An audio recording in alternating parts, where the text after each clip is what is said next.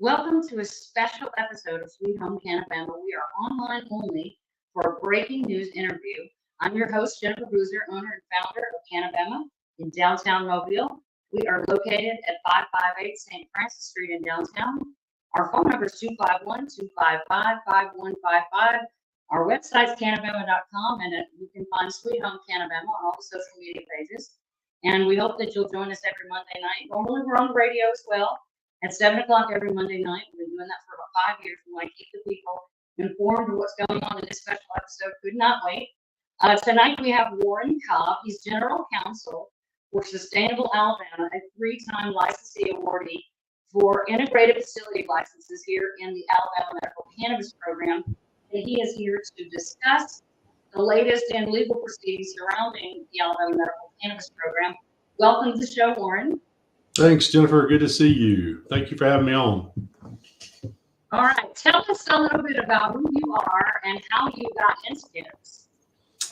I am a small town country lawyer from Dothan, Alabama, and grew up the son of my dad was a lawyer and had many lawyer friends, one of which was an incredibly interesting man named Neil Pope. Mr. Pope was a lawyer who practiced mainly in Georgia, but lived right outside of Opelika. And it's funny, I've known him my whole life. His wife would tell you that on their honeymoon, he took a book that was titled Organic Lettuces. And, sometimes these folks can be eccentric and they collect Porsches or Ferraris or something like that. Right. He was into organic gardening and started, I don't know, years ago working on this sustainable farming adventure that I always sort of made fun of and asked questions of. And he had tons of solar panels and backup batteries, and they ran their farm off of geothermal heating and cooling. And it was just wow, an incredible money pit is what I saw it as. And then in 2018, when the Farm Bill, allowed for hemp, he got into hemp and hemp production and became one of the leaders in the state of Alabama for hemp production, and had Sustainable CBD, their own line of products. And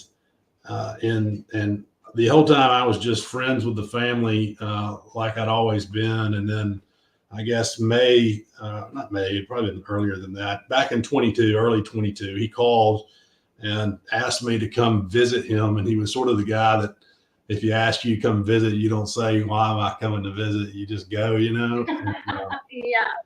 So I got up there and he's carrying me around the farm, and they've got organic tomatoes growing and then they've got little bitty CBD plants, cannabis plants growing. And Ben Bramlett was who his horticulturist was, and who's our horticulturist and COO.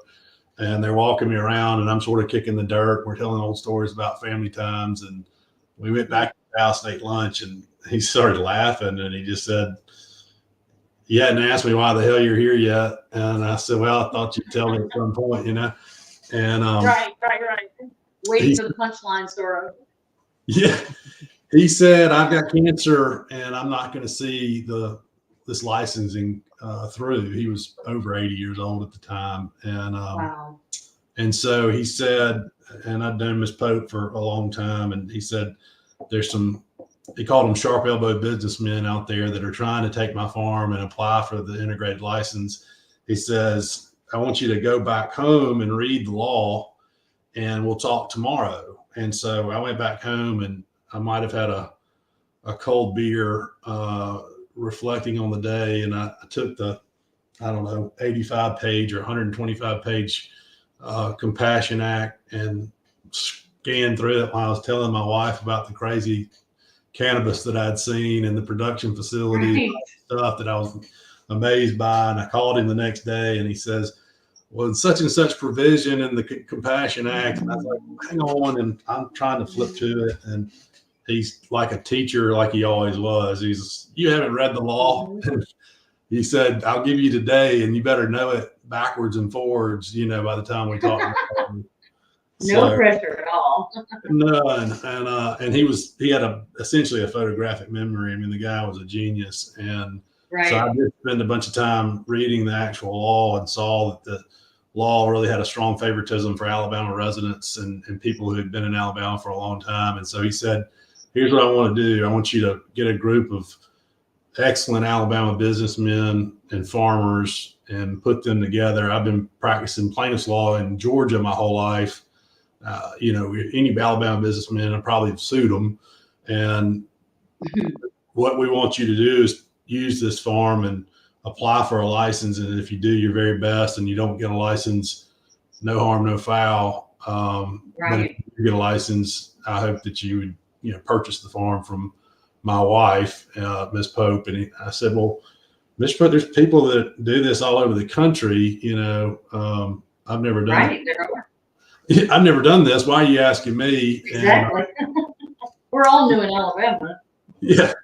He said that the MSOs would probably figure a way out to, out finagle Miss Pope if something happened to Mr. Pope before the license were awarded. Right. And being naive, I thought, no, there's no way that could happen. And no, we've seen it too. I was approached for the same reason. Yeah. And there's been times left and right where we probably could have gotten out of the deal with Miss Pope, but I think our word is our bond. So we're sticking in it for the long haul. So, we were successful. That's an incredible story. Yeah. It was a huge responsibility that they left with me. Mr. Pope ended up dying in August of 22. And so it's hard to believe it's been 2 years now. And so we started off on this adventure. My roommate in college is a lawyer in Colorado and started Colorado's program. I mean, he's done nothing but cannabis law his whole entire career. And so we got him involved really quickly. Mr. Pope knew of Drew. His name's Drew Gottlieb. He's a wonderful lawyer. And Drew put us in touch with some folks that were going to help us consult on our application. And of course, we had Ben as part of the team. And then amazingly, I slowly assembled really lifelong friends of mine. Grew up down the street from a guy named Marnix Heersink and his kids. Marnix is a really well-known eye doctor who has done a tremendous amount of stuff for the state. He's given UAB around $130 million over his lifetime. Wow. Yeah. UAB Medical School is actually named the Marnix and Mary Heersink UAB School of Medicine. Now it's named after him. Oh, wow. Yeah. I know they've done a lot of clinical studies up there with cannabis. Yeah, and we're working on a lot of exciting stuff if we can get these licenses issued. And so, yes, we're so looking forward to telling those stories. I think we're all tired of talking about law and policy, and we're ready to get down on the. I mean, I am, and I didn't come into this looking to do any of this stuff, and I kind of got thrown into it because I am in the hemp industry, and I had to kind of learn as I went. Baptism by fire. I'm sure that's how it was for you too. You knew the law, but you had never done cannabis before. And how cool was it to see those plants planted in a state like this? I've had those experiences, and it's otherworldly to drive up and see fields of cannabis in Alabama. It's pretty special. Yeah, I was absolutely amazed. And of course, since had a 2-year lesson on cannabis and what it does and why it's so important, and 2-year lesson on politics and how that all happens. Oh yeah. We can't get rid of one without the other, That's unfortunately. Right. So the law required some significant farming ability, and so it just so happens the guy I grew up with is one of the biggest farmers in our area and also the biggest seed salesman in the Southeast, and so we got him on our team. And 2 guys that I went to Kent with when we were really young from Mobile that are twins from Mobile. Their family's been in the timber business forever. And my brother-in-law, his family's been in the timber business. And so we sort of came at this as an approach of like 4 different families, but we have known everybody for 20 plus years. Most of the people I've known my entire life. The only one I haven't known my entire life is my brother-in-law. And So For obvious reasons. for obvious reasons, but I have known of him for a long time, and Right. been with my wife now for over 20 years, so we've been around Nice. enough. So that's sort of Well, how Alabama got started and grown, and you know. And we're just trying to get this thing off the ground. Well, let's get into this. Okay. We know, at least I know, you told a few of us that there was a new lawsuit was filed just on Friday afternoon. Can you kind of give us an idea, explain who is suing, what the lawsuit is about, and why? Well, it's actually an amended complaint, which is Okay. kind of schematics, but it was a new lawsuit to me because for the first time, Okay.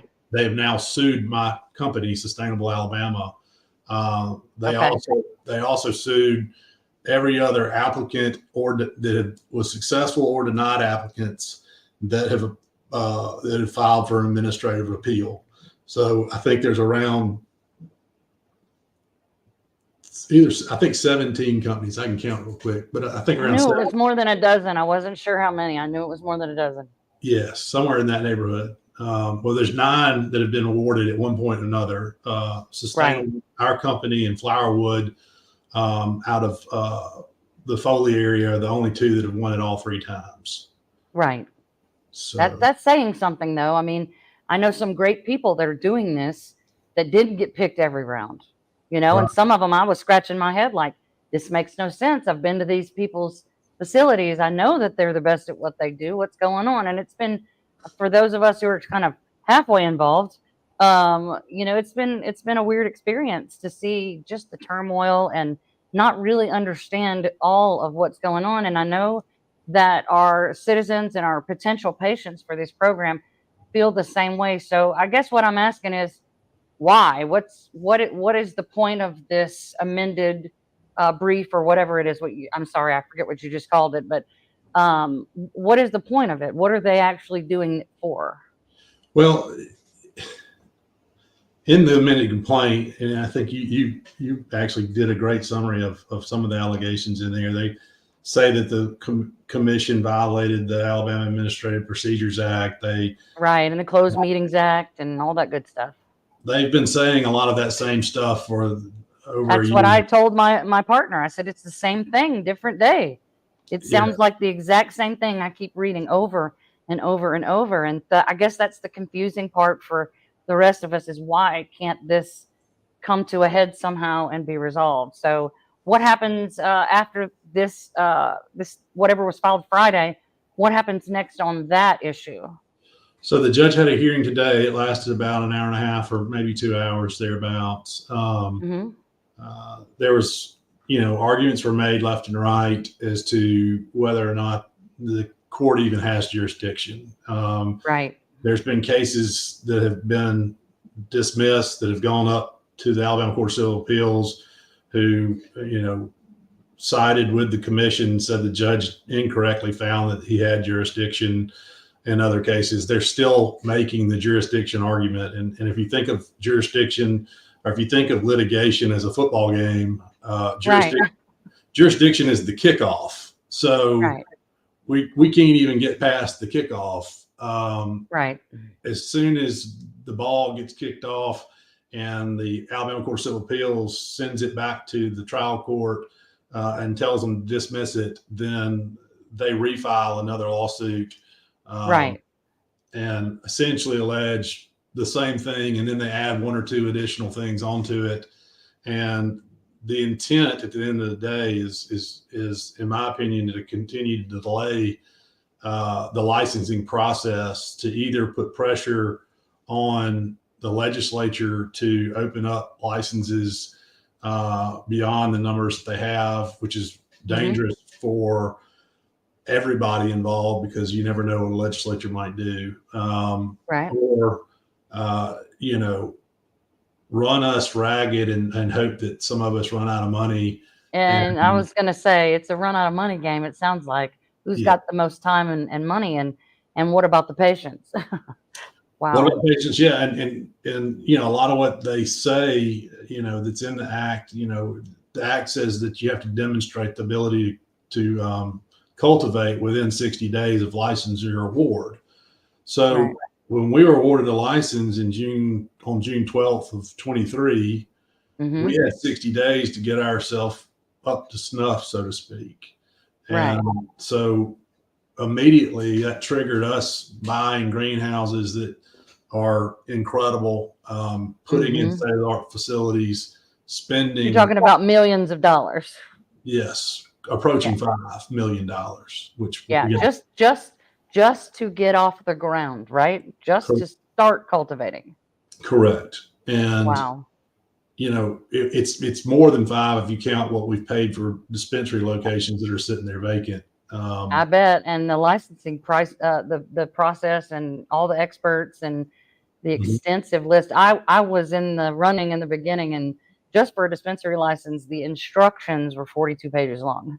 So it was a whole lot. And then it seemed like once we kind of got over that hump, we got the public comment period done. Everything was great. We get the license out, and 5 days later, boom, nope, never mind. And then we do that again, and then nope, never mind. And then we do it a third time, and here we are. And it's been over a year since the initial licensing process.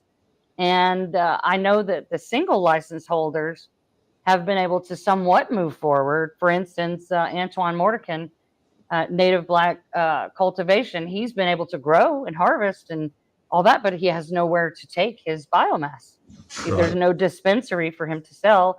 So they're somewhat further ahead than y'all, but not really. And everyone's losing money, right? Yes, unfortunately. You know, like I said, our farm was a tomato farm 5 years ago. Right. And we sold to Whole Foods and Auburn University, and it was a quaint little nice side business that Mr. Pope enjoyed doing. Well, the day that we won our license, we were feeling so kind to the world that we donated all of our tomatoes and produce to the local food bank and tore down our greenhouses and essentially halted any operations as a traditional farm and started full gear. But maybe you shouldn't have donated all of that produce. Yeah. Oh wow. So, well, let me ask you this: what, if anything, can we expect from this new development? Is it going to change anything or prolong anything? You know, it sounds like it's probably not going to help. Yeah, it's very telling to me that, you know, we haven't had a hearing in this case in months, and the Friday before we have a hearing on Tuesday of Labor Day weekend, so no business days. You know, I think I sent you guys an email at 2:00 saying that we'd been right. It was Friday, late Friday, 2-3 o'clock. Yeah, I was the only lawyer I think still working other than the guy that filed the complaint, you know, in the state. That's probably true. If you don't think that's by design, you know, to throw. Oh no, I mean that's very feasible that somebody did that strategically. I don't think anybody in this game is doing anything without very much calculating every step, you know, because it doesn't seem like the people that keep prolonging it are as concerned about the patients as they should be. And as someone who does hemp retail, I get questioned every single day about this. So I wanted to do this show so we could break this down, because people all over the state do have questions. Do we have a realistic idea when the program might finally move forward? I mean, is there any way to even predict that? There were some discussions today about opening up or trying to get the dispensary license open so that folks like Antoine, who's a good guy, could then have an outlet for selling his products. Right. And obviously the patients can get that. You know, that doesn't give us as integrated folks any relief, which that's fine. I'm not right, of course. with other. I do worry that will be a counterproductive to the industry as a whole, because let's say you get 6 dispensaries opened across the state, you're not going to get a doctor willing to change his practice or invest in this. Well, and how many counties is that going to have to cover too? Right. That's, I mean, that one of my issues with the bill is that there are only 37 for 67 counties. I mean, I don't even know how that's going to work.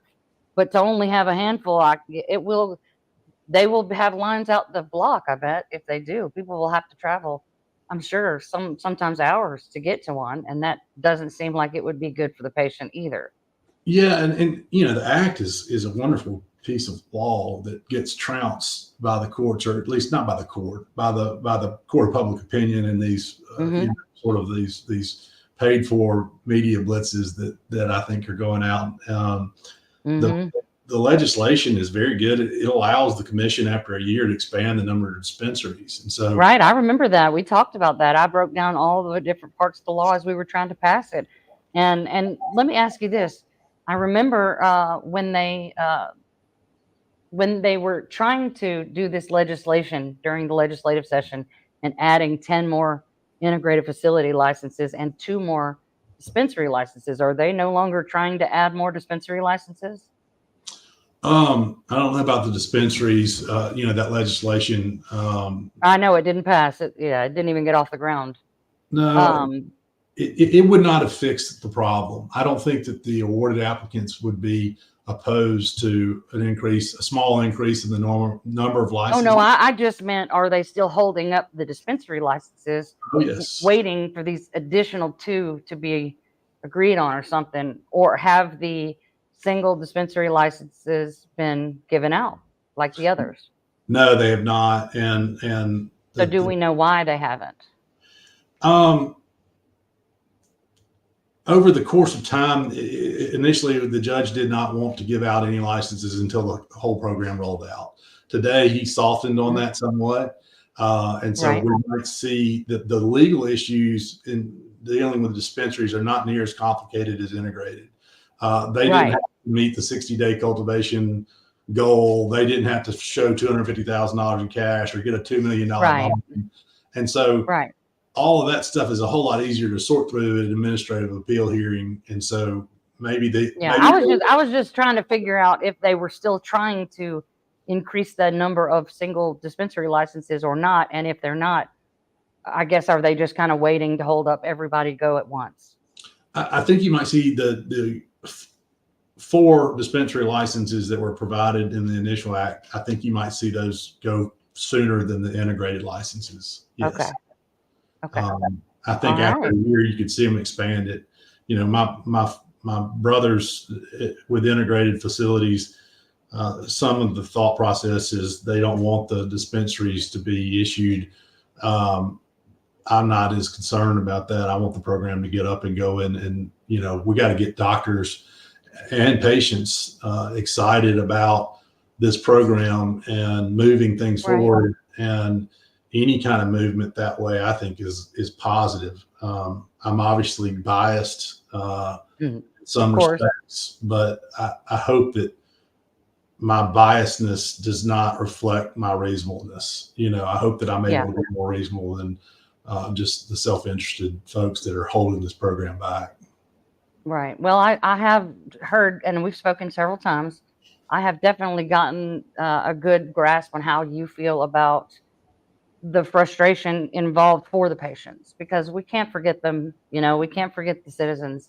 And I think they get lost. Sometimes we get so caught up talking about who gets what and how much it's going to make and, all that good stuff.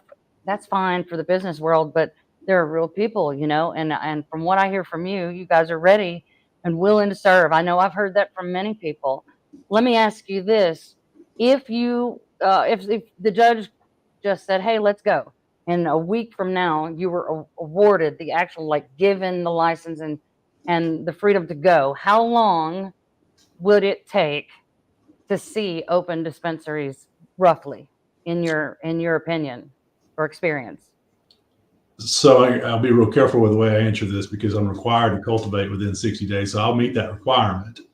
But I know that Antoine and a few of my other friends have got bulk product biomass sitting there. Yeah. And I know Jason Cobb is not related to me, but he has got a processor license, and we've become amazingly good friends and buddies and hope to do business together. And so what I think we would do is we would start cultivating our own plants, but we would then buy the biomass initially from your neighbors. Yes. That's great. We would open our dispensaries as fast as we possibly could and use other people's products Right. obviously packaged in our packaging and branding and marketing. Of course. And of course, we would have Ben and Sterling, our CEO, overseeing some of the production to make sure it's up to our quality and standards. But Right. with all this backlog of cannabis out here, Mm-hmm. it's not going to be as important to cultivate within 60 days. Right. They went to court today, and that's still their big argument. And it's really like, if you look at the facts, you just go, Well, it's almost like they've laid it out for you. You've got 60 days and they know it's going to take a minute to get that going, but it seems like it's almost ideal that the others have already grown and waiting on go so that you can get it packaged and in the shop within a week or two, and start to build that relationship with the patients and the relationship with other people in the industry, because you may find once you are cultivating your own plants that Native Black still has strains that you don't have in your repertoire and may want to still get outside sourced product from the other farmers and facilities. I mean, aren't y'all allowed to do that, sell to each other? Sure, yeah, and there might be a product, a vaporizer that somebody wants to specialize in and really focus on, and that be their product set.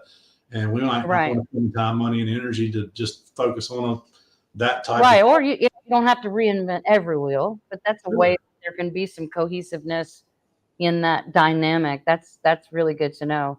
And that's smart too, because why would you make the patients wait 60 or more days just to make sure it was your own grown when other people that meet the same standards have it and they're waiting? So that's really good. That's really good. Yeah, I mean, what you discussed today, and you made it dawn on me sitting here, is that they're talking about the 6-day requirement, which we have no problem meeting. I mean, we could cultivate tomorrow at our facility. It's state of the art. But why is that even important after they've already done all this, and delayed all this to the point where we've got cannabis being grown all over Alabama right now. In Troy, my friends with CRC are growing, and I spent the afternoon with them after the hearing, and so we can immediately buy from them and move on. And that's just, a lot of these I'm sure that helps. I'm sure that helps their feelings in this helpless situation, that yes, we're sitting on all this harvested stuff with nowhere to go, but we know as soon as the judge approves it and we can go, it's going to go probably faster than they anticipate if you guys are just now going to be able to cultivate. So that might be a quagmire in itself. We've made friends with the folks that have won. We've made friends with the folks that haven't won. I mean, this is going to be, well, they may be next if the state, I mean, I do believe that the state will have to add more. There's just, it's going to be a good start, but I do believe the demand is much higher than they believe. Well, that's based on my experience. And so those people that maybe didn't make the first round, but have that time that year to watch what the ones who did get to accomplish and work on their own, and maybe they're next in line and you do need to know them. Yeah, that's what the argument that we tried to make today was that, this isn't a once in. A lot of these people are going to have to only wait 1 year. Why are we pushing it off another couple of months or even another year if they only got to wait 1 more year to apply again? Sure. I mean, why put this restraining order on these 5 and the dispensaries? Every other state, the court has refused to do that, and the program has gotten off the ground. And every other state, you've seen the people that came in 6th or 7th or 8th or 9th, wherever these complaints are coming from. Alabama always 11th. You see them get their licenses eventually. It's not like it's a lost cause and they're never going to add more. Exactly. Because I'm sure anybody listening would agree that once that 1 year is up, they're going to definitely see that the demand is higher, and we'll be able to issue the ability to either have the integrated facilities have more dispensaries and the dispensary licenses, or they'll have to take new applicants. Correct. Yeah. Okay. So is there anything at all, I get asked this a lot, is there anything at all the patients, citizens, potential patients, people like me, can do to help? Can we write a legislator? Can we join a group, what can we do? What would be the most helpful? Because I know a lot of people out here feel like they're sitting on their hands and biting their fingernails right along with you, waiting. And a lot of people don't have a lot of faith in this situation. And so what can they do to feel like they're helping the situation, if anything? Yeah, your legislator cannot really help you right now. You calling those guys. Right. I don't think that, right now we don't need a change in the law. The judge made a joke, and I'm not telling anybody to call the judge at all. Like, that's the last thing to say. But, he made a joke. Let's state for the record. He sort of made a joke that he'd been getting some calls. I went to see another judge that's in Montgomery that's a friend of mine, and I went there a little early so I could say hello to him. And he when I walked into his office, he said, "Well, I know why you're here." And I said, "Why is that?" He said, "Some lady just called my office and told me I needed to fix this cannabis stuff. They don't even realize I'm not the judge in the case." And Isn't there another Judge Anderson in Montgomery? I don't think so. I thought there was another Judge Anderson that was running for office, a re-election or something, and there was some confusion that it was the wrong Judge Anderson. That was a while back. I can't remember. So where can we find more information about Sustainable Alabama? Keep up with what's going on. I mean, my listeners, of course, listen to us every Monday night on the radio, and we're happy to pass on any information about this and have you on the show again anytime. Sure. But where can they go to research Sustainable Alabama so that when you are able to open your facilities, they know where to find you? Yeah, we've got a website, www.sustainablealabama.com or sustainableal.com. So you'll get there both ways. We're going to have that was smart. a Facebook page and we have an Instagram. We're all busy individuals and haven't done a very good job of keeping those up to date as far as, we have put some pictures of our facility on Instagram. We sort of do it, as we get along, but, getting active on Facebook, getting active, I hate to ask people to show up at court hearings, but we had a few patients here today. Letting people anytime know. You need patients to show up, you let us know. They're listening for ways that they can be more helpful, and they want to talk to the judges. They want to talk to the legislators. They want us, everybody that I know that is in this, whether it's the level that I am or people that are waiting to be patients, they want their stories to be told. They want the people involved to know that they're real people and they have real pain and they're real disease, and this can't wait. Yeah. Today I was called you to tell you I was back in town from the hearing, and when I pulled in, I had my business partner with me, and my neighbor's dog ran over, and he said, "Oh, is this your dog?" And I said, "No, it's my neighbor across the street. She's at MD Anderson today getting tests done." And my neighbor across the street is, 35-ish year old, beautiful girl that was cheerleader at Alabama, has got stage 4 colon cancer. She also happened to be my neighbor at the beach, and I spent all weekend down there with her. And so everywhere I go, I see a patient that I love dearly as a human being. And, sitting on the dock and her asking about this hearing today, with her getting on a plane yesterday with her sister to fly to MD Anderson to find out what has happened in the last 3 weeks. That she's in a trial and it's getting great results right now. But it was funny. Her other neighbor at the beach does yoga, and her kids and the dogs were going and running through the yoga the yoga thing, and Molly was inside getting fluids, and we knew that Molly couldn't get out there to, corral her kids or her animals. And, that's just the reality of life. So she's going through things that she's not comfortable, and this medicine can do wonders for her. So for so many reasons. Oh, wow. That my dad had cancer. Every member of my dad's family has died with multiple types of cancer. Yeah. I think about my dad every time I help somebody. So I understand that. I know. And then I see, sometimes 100 people a day through here, and it's all the same thing, and we help them every way that we can.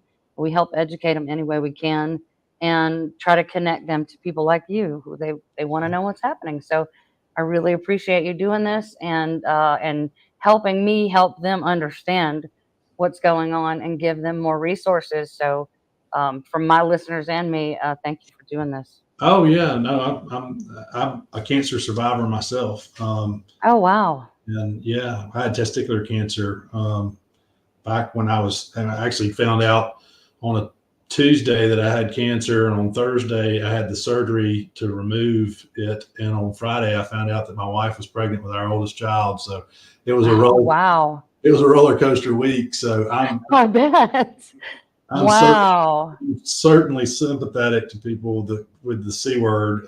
No one. Do you tell your youngest child that they almost didn't make the deadline? Well, I have all girls, so the joke is they must have gotten the boy, the one who produced boys. Oh, that's hilarious. Well, thank you so much for doing this tonight, Warren. And if you ever want to let us come up there and visit and get a look at what y'all got going on now, I'll be happy to come and bring my listeners with me. Yeah, that would be awesome. Yeah, anytime. Sure. You let me know. I'll come up anytime. Well, if there's anything I can do, my email is warren@cobbfirm.com. I think I actually have a sustainable email that Ben checks. There's some emails they can ask any questions they want to. I'm an open book. As far as this process has gone, during the first 2 awards, we took the process we all agreed to sort of stay quiet and let the court system play itself out. Right. At this point, it's a very expensive mess to step into. I know. It is. And, I'm here to answer any questions. We're fully transparent. Our application is on our website. Any information that anybody wants about my organization, my business, I'm happy to discuss with them. That's amazing. The transparency is definitely a plus. And I know from everybody that I speak to, we appreciate that because so much kind of happens in the shadows. And anytime, I try to be transparent as well and kind of, hey, this is who we are, what we do, and, how can we help? But other than that, we want to be an open book. And that's a really generous thing to do. And it shows that you guys have real integrity. Well, I appreciate that. Yeah, the commission gets accused of doing things behind closed doors. And I've been living this process since Mr. Pope left this responsibility with me. And I can promise you that I haven't seen anything. Every meeting is online. Right. We went and did our presentation. The commissioner sat through 2 weeks of presentations for them to allege that wasn't an open meeting and there wasn't open deliberation about these licenses. It's ludicrous. And those and they're hanging on to that for dear life, it seems like. Sure. And the presentation method is what they asked for, and they got it. And now that's what they complain about. They say that it violates the Procedures Act. They referenced this emergency rule today and said that the emergency rule violates the Procedures Act. Well, they didn't say that when the emergency rule was created. They participated in everything. It's fundamentally un-American and unfair for them to make us go through this process 3 different times and then now claim that they knew from the start that the rules that we were playing by somehow violated some obscure law. And then they walk in some elderly lawyer that drafted these things in the 80s to give some credibility to that argument it is classic, just classic diversion. PR move to divert from the real issue, which is move forward with this process, go to your administrative appeal hearings, and throw your cards out on the table like we all did, and let's see where it all falls. Well, and how many more rounds of approval do we possibly get before they're satisfied? That's what I want to know. Like you guys and the other company that have been awarded in all 3 rounds, why not push those to the side and say, we've already decided on those. Any that are up for question are these 2 or 3 over here. I mean, how many more rounds of not getting picked until these people stop suing? Yeah, I've sat with some reasonable people that have never been awarded the other day, and they said, well, we got to go through the application process again to make sure that what you said in your application is still what you're going to do. And Right. it's 2 years later, and the reason that we haven't followed through with all the plans that were in our application is because they've gotten it restrained every single time. So now You're not been allowed to. right, they're using their own legal tactics to now create new arguments to restrain us further. I just looked at him and said, okay, and then I don't get a license. I restrain you for 2 years. Then I got to make you prove that all your stuff is still the same. I mean, it just Right. doesn't. No, what a hassle. Oh. Well, do you have any closing thoughts before we end the show? Anything you want to leave us with? Yeah, I would, as far as the patients that are out there that really need this medicine, there are people that are fighting for you. The commission is in a no-win situation, in my opinion, because they don't have the PR ability, or they don't have the ability to make public statements, because I think they're too worried about what a lawsuit will say in the future about whatever they say. Right.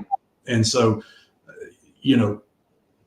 if you believe that there was any kind of impropriety here after 2 years involving multiple state agencies and up to 10 or 11 or 12 lawsuits that nothing has been revealed, it's time to move on with this process, lift the restraining orders, and let's get the medicine to the patients that need it, get the program rolling.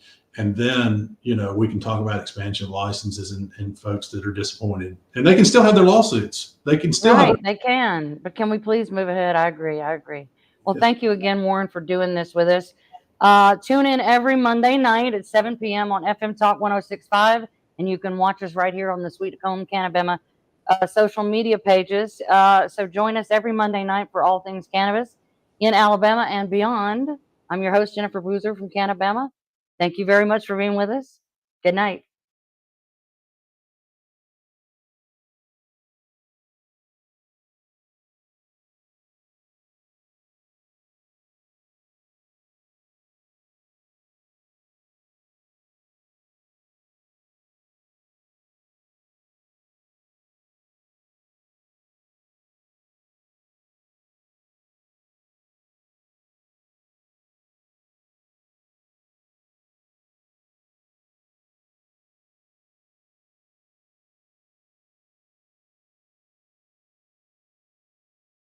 Oh, we did amazing.